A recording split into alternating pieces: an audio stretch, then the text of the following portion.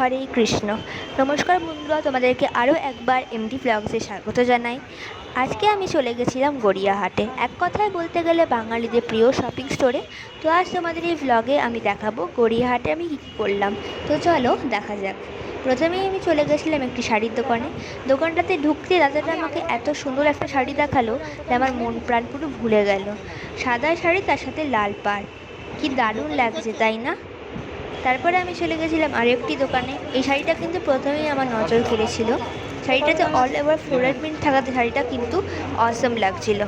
আর তারপর আমি আরেকটা শাড়ি দেখি, এই শাড়িটাতে অল ওভার একই প্রিন্ট থাকাতে আমার কিন্তু শাড়িটা অতটা ভালো লাগেনি। তোমাদের কেমন লাগলো কমেন্টে জানাতে কিন্তু একদম ভুলো না।